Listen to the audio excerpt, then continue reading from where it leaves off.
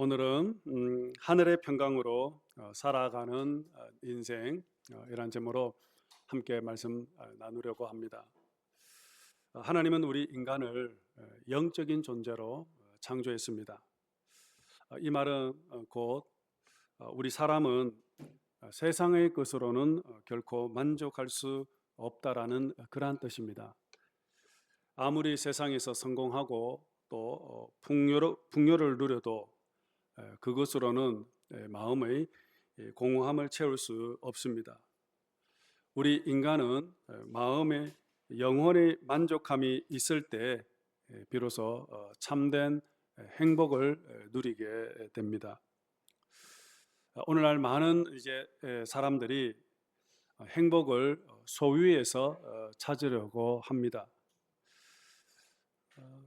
하지만 더 많이 가지면은 행복할 것으로 생각하지만 그러나 심리학자인 에릭 프롬은 그의 책 소유냐 존재냐라는 그 책에서 인간은 자신이 어떤 존재이며 또한 어떤 가치를 지닌 존재인가를 깨달을 때 비로소 행복해진다라고 말을 했습니다. 그렇습니다. 여러분, 행복은 우리가 어떤 것을 무엇을 가지느냐가 아니라 어떤 존재로 살아가느냐에 달려 있습니다. 결국 인간의 행복은 외적인 그런 조건이 아니라 내적인 평강에 달려 있다라는 것입니다. 그러면 참된 행복과 인생의 만족은 어디에서 오는 것인가? 우리에게 정말 필요한 것이 무엇인가를 우리가 묻지 않을 수가 없습니다. 오늘 우리가 함께 읽었던 오늘 본문이 바로 이사야 57장 19절이 우리에게 그 답을 말해주고 있습니다. 19절 말씀 함께 보겠습니다. 시작. 입술의 열매를 창조하는 자 여호와가 말하노라. 먼데 있는 자에게든지 가까운 데 있는 자에게든지 평강이 있을지어다. 평강이 있을지어다. 내가 그를 고치리라 하셨느니라. 아멘. 하나님은 두 번이나 평강이 있을지어다 라고 말씀하고 있죠. 하나님께서 우리에게 주시고자 하는 가장 큰 복은 바로 평강의 복입니다. 여러분, 이 평강을 잃어버리면 우리는 모든 것을 잃어버린 것과 같습니다. 하지만 우리가 이 평강을 간직하고 있다면 어떤 상황 속에서도 우리는 굳건히 힘껏 우리가 살아갈 수 있고 또한 참된 행복의 삶을 살아갈 수가 있습니다. 여러분, 지옥이 어디일까요? 지옥은 어쩌면 샬롬, 평안이 없는 곳이 아닐까 싶습니다. 불안하고 답답하고 염려와 걱정으로 가득한 삶, 바로 그곳이 바로 지옥의 삶일 것입니다. 그럼 반대로 천국은 어디일까요?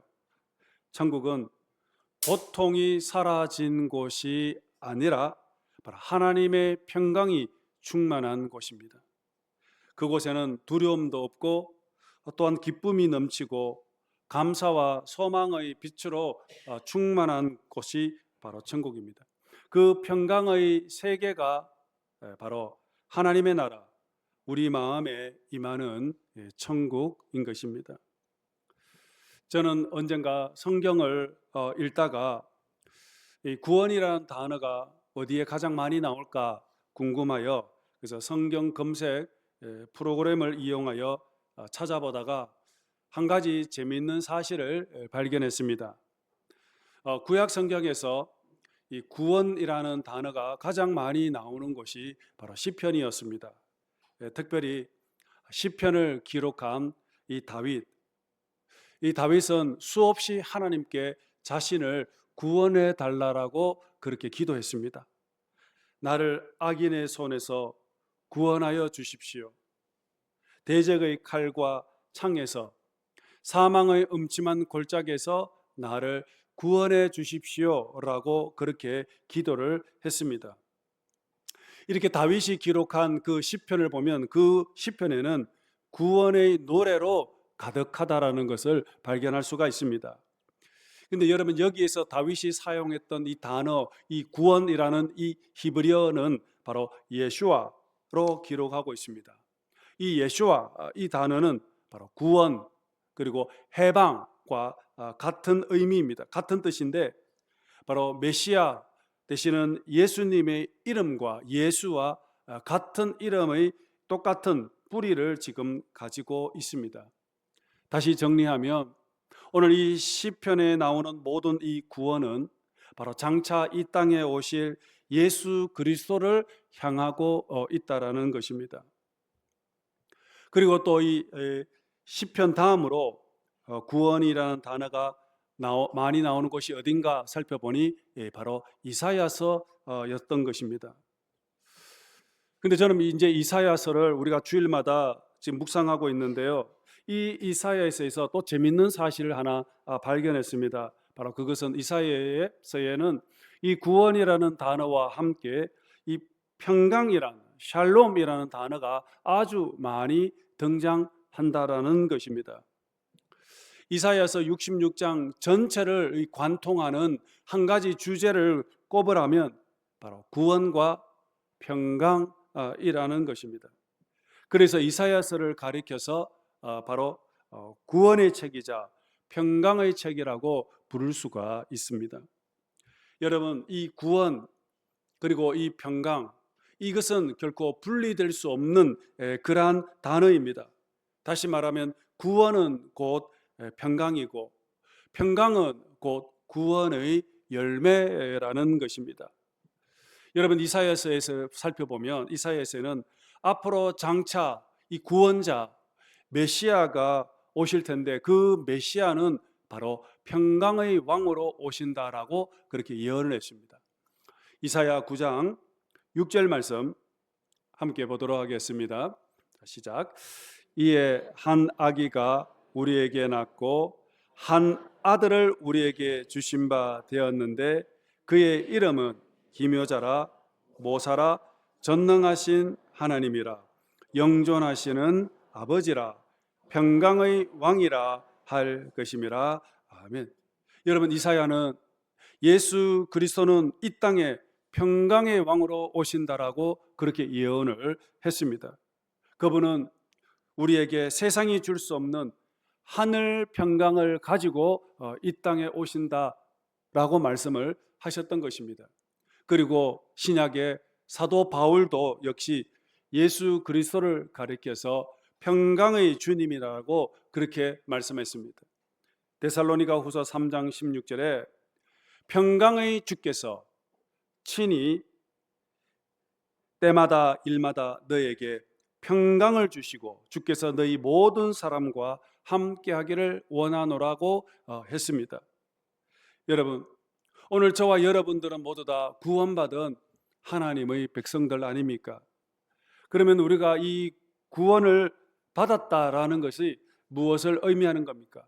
우리가 구원을 받음으로 통하여서 우리는 하나님의 평강 속으로 들어가게 된 것입니다. 우리가 예수 그리스도를 믿음으로 말미암아 죄 사함을 받고 그리고 이제는 모두 다 하나님의 자녀로 이제 거듭나게 되었습니다. 그렇다면 여러분 우리가 이 죄 사함 이후 하나님의 자녀가 되었다라는 것은 결국에는 우리 모두는 바로 하나님의 평강 속으로 하늘의 샬롬을 누리며 이제 살아가게 되었다라는 그런 뜻입니다.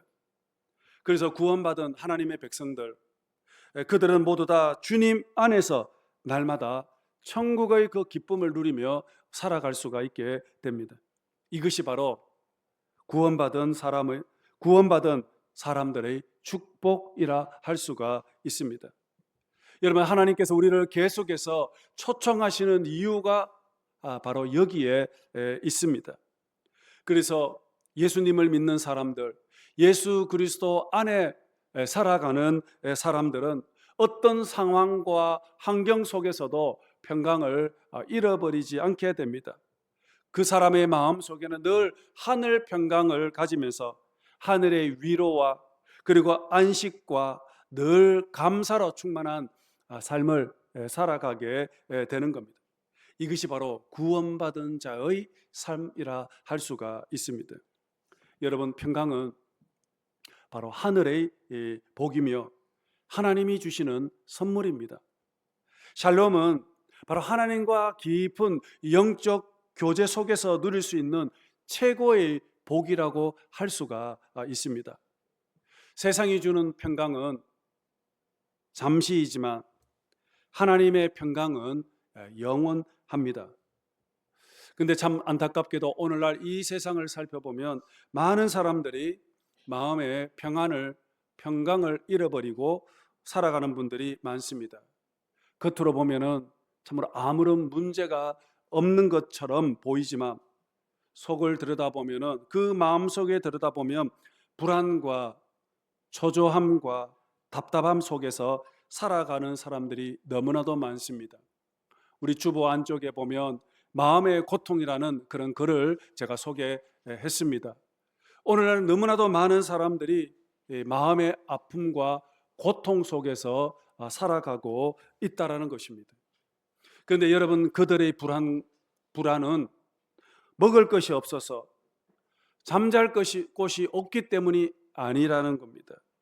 바로 영혼 깊은 곳에서 밀려오는 공허함과 외로움, 설명할 수 없는 불안감 때문입니다.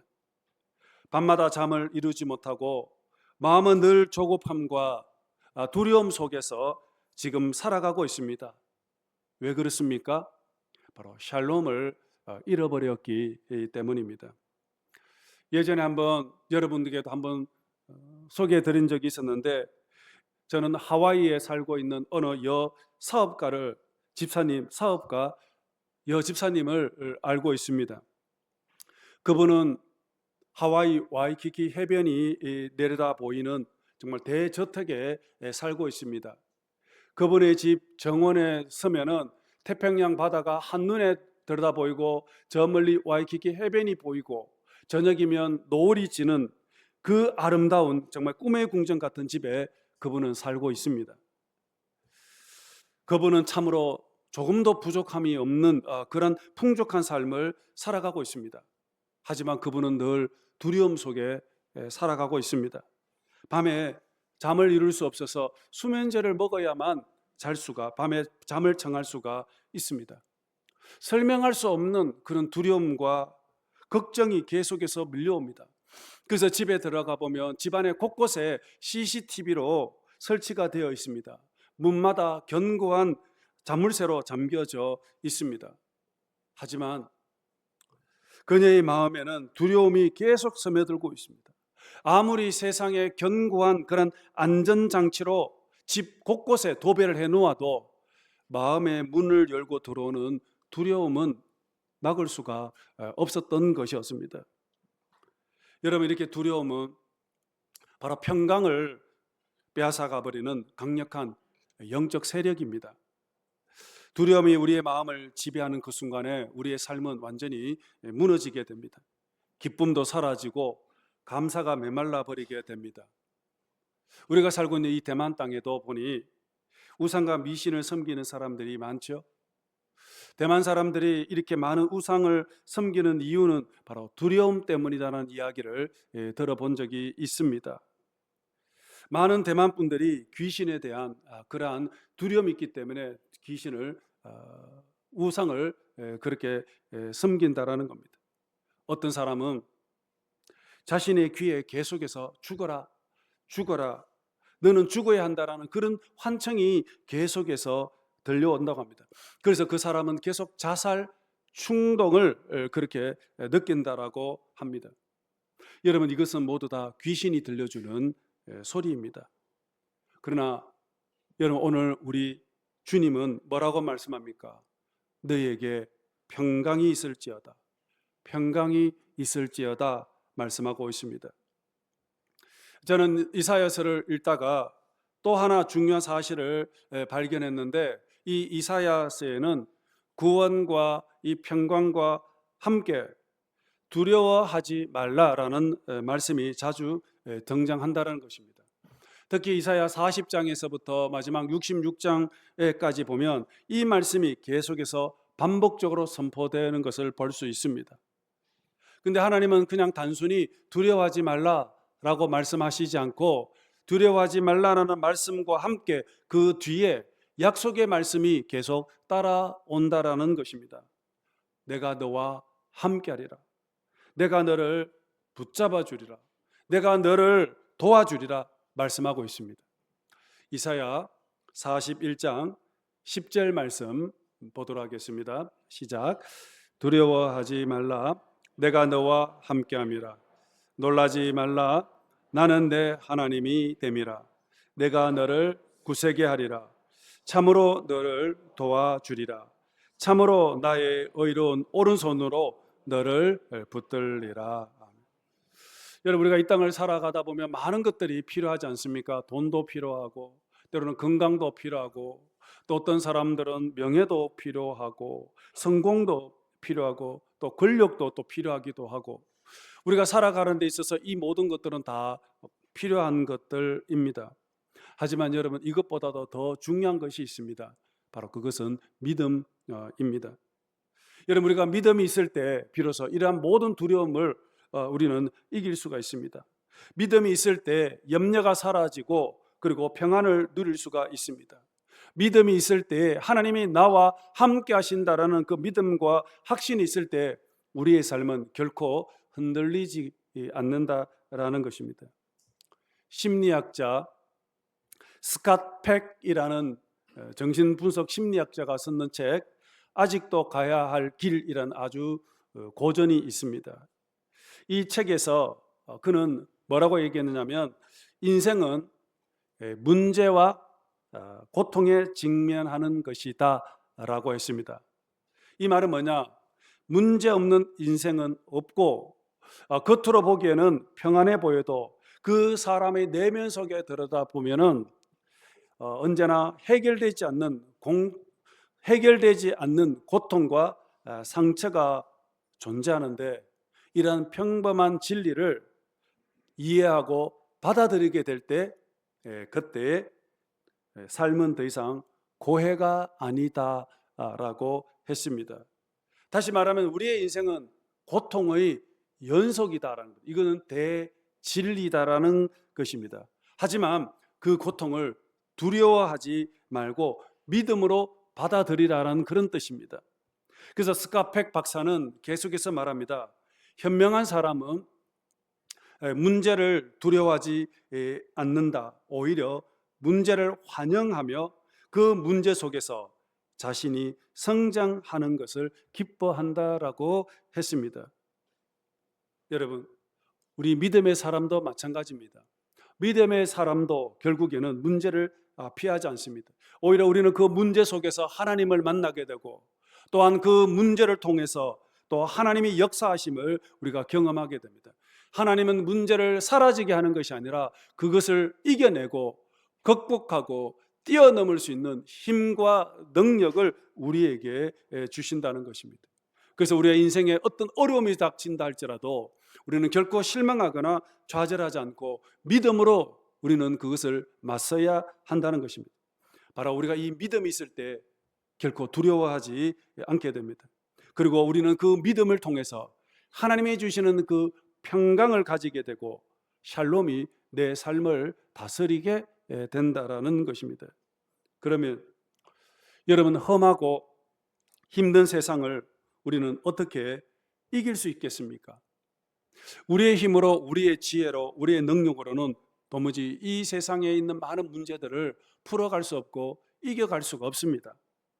우리는 너무나도 쉽게 지쳐버리고 또 좌절하고 실망합니다. 하지만 주님은 오늘 우리에게 계속 말씀하십니다. 믿음으로 세상을 이겨라. 여러분, 믿음은 우리를 인생의 위기에서 붙들어주는 힘입니다. 믿음은 우리를 넘어지지 않게 하는 능력이라는 것입니다. 그래서 우리는 믿음을 통해서 우리는 하나님의 능력을 우리는 계속해서 공급을 받게 됩니다.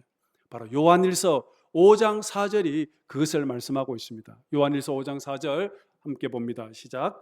무릇 하나님께로부터 난 자마다 세상을 이기느니라. 세상을 이기는 승리는 이것이니 우리의 믿음이니라. 그렇습니다. 여러분, 우리 그리스도인들이 세상을 이길 수 있는 힘은 바로 오직 믿음뿐입니다. 믿음은 바로 우리의 힘이요, 또한 능력이요, 담대히 세상을 살아가게 하는 영적 에너지라는 것입니다. 그래서 오늘 우리 안에 이 믿음이 있을 때 바로 이 고통의 순간에 우리가 인내하게 되고, 절망의 자리에서도 다시 일어서게 되고, 그리고 이 믿음을 통해서 우리는 승리하게 되는 겁니다. 여러분, 바로 이 믿음의 중심에는 바로 십자가가 있습니다. 나를 구원하시기 위해서 십자가에서 죽으신 그 주님, 사랑하시는 그 주님의 그 사랑을 붙잡을 때 우리는 비로소 그 믿음이 우리에게 힘과 능력이 되는 겁니다. 여러분, 십자가만이 바로 우리의 능력입니다. 오늘 우리가 십자가를 붙잡고 살아갈 때 바로 하나님의 은혜와 또한 성령의 역사가 우리 삶 가운데 나타나게 되는 겁니다. 비록 삶이 고달프고 배고프고 힘들지라도, 염려와 두려움이 가득할지라도 우리가 상황을 바라보지 않고 주님을 바라보고 문제에 사로잡히는 것이 아니라 주님의 그 십자가를 붙잡고 믿음으로 주님 앞에 나아가게 될 때, 그때 그 믿음이 우리를 일으키고 우리를 평안 가운데 인도하신다는 것입니다. 그래서 주님께서 요한복음 14장 27절에서 말씀하셨습니다. 함께 봅시다. 시작. 평안을 너에게 끼치노니 곧 나의 평안을 너에게 주노라. 너희는 마음에 근심하지도 말고 두려워하지도 말라. 여러분, 이 말씀은 바로 예수님께서 십자가를 해서 죽기 전날 제자들에게 하신 말씀입니다. 주님께서 마지막으로 남기신 말씀입니다. 예수님이 주시는 평안은 세상이 주는 평안이 아니라고 했습니다. 하지만 주님이 주시는 평안을 우리가 누리게 될 때, 그때 모든 근심과 걱정이 사라지고 우리는 하나님의 그 샬롬으로 우리가 충만하게 됩니다. 저는 목회하면서 성도님들의 많은 눈물을 보았습니다. 하지만 저는 그 성도님들의 눈물을 다 닦아줄 수가 없었습니다. 어떤 말로도 상한 마음을 온전히 위로해 줄 수가 없었습니다. 겉으로 흐르는 눈물은 닦아줄 수는 있을지언정 마음의 눈물은 결코 닦아줄 수가 없습니다. 오직 하나님만이 닦아줄 수가 있습니다. 제가 할 수 있는 것은 다만 그분을 주님께로 인도하는 것밖에 없습니다. 하나님만이 우리의 상한 마음을 고쳐주시고 깊은 슬픔 속에 있는 영혼을 회복시켜 줄 수 있기 때문입니다. 여러분, 눈물을 닦아준다는 것은 회복을 의미합니다. 이 땅에서는 완전한 치유, 힐링은 없지만 그러나 하나님의 손에 들어갈 때 비로소 온전한 힐링이 이루어지게 된다는 것입니다. 목회를 하다 보니 장례를 집례할 때가 많이 있습니다. 장례를 집례하다 보면 여러 가지 많은 사연들이 있습니다. 한 번은 사랑하는 아들을 먼저 천국으로 떠나보낸 어머니의 장례를 집례한 적이 있습니다. 여러분, 자녀가 부모보다 먼저 천국에 떠나간다는 것은 그거는 정말 설명할 수 없는 엄청난 그러한 고통입니다. 어느 날 한 성도님으로부터 전화가 왔습니다. 전화기 너머로 떨리는 목소리로, 눈물 어린 목소리로 그렇게 아들이 죽었다는 그 비보를 전해 주었습니다. 저는 그 이야기를 듣고 한동안 큰 충격을 받았습니다. 바로 그것은 사랑하는 아들이 고등학교를 졸업을 하고 이제 대학교 좋은 스카이 대학에 입학을 하고, 그리고 여름 방학이 되자 친구들과 함께 프랑스에 배낭여행을 갔던 것입니다.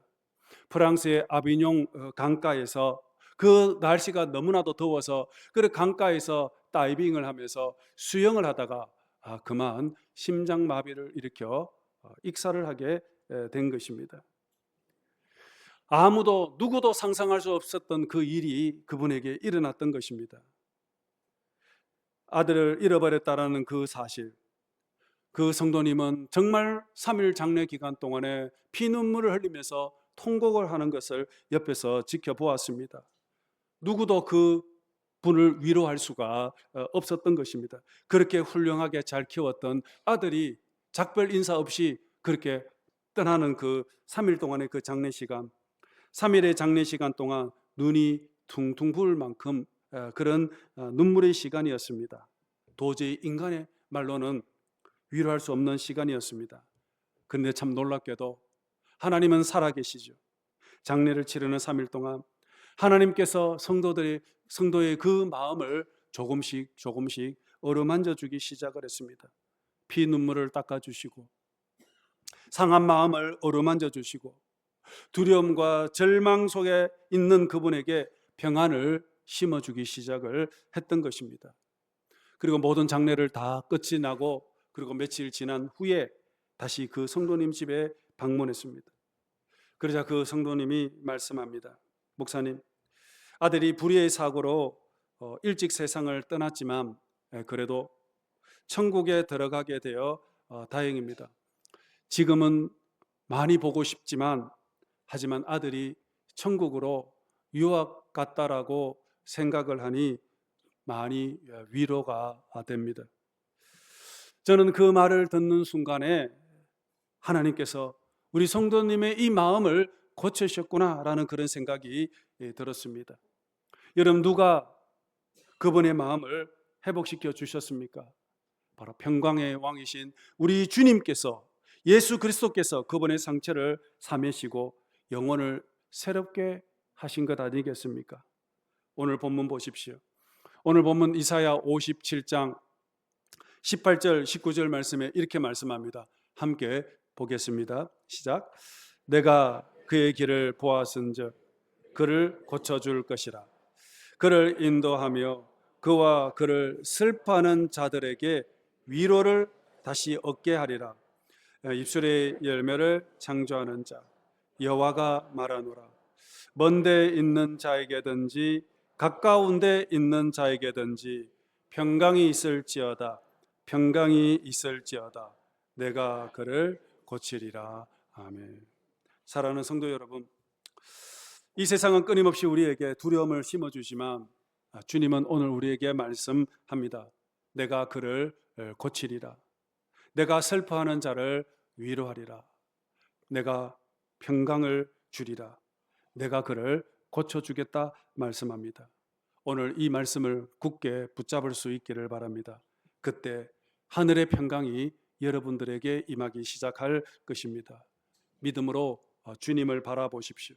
그때 주님께서 여러분들의 눈물을 닦아주시고 또 상한 마음을 어루만지시며 또한 고쳐주시고 또 우리의 영혼 깊은 곳에 하늘의 그런 평강을 심어주실 것입니다. 오늘 본문 21절 끝절은 악인에게는 평강이 없다라고 선언하며 끝을 맺고 있습니다. 여러분, 이 말은 바꾸어 말하면은 하나님의 사람에게만 하늘 평강이 임한다라는 그러한 뜻일 것입니다.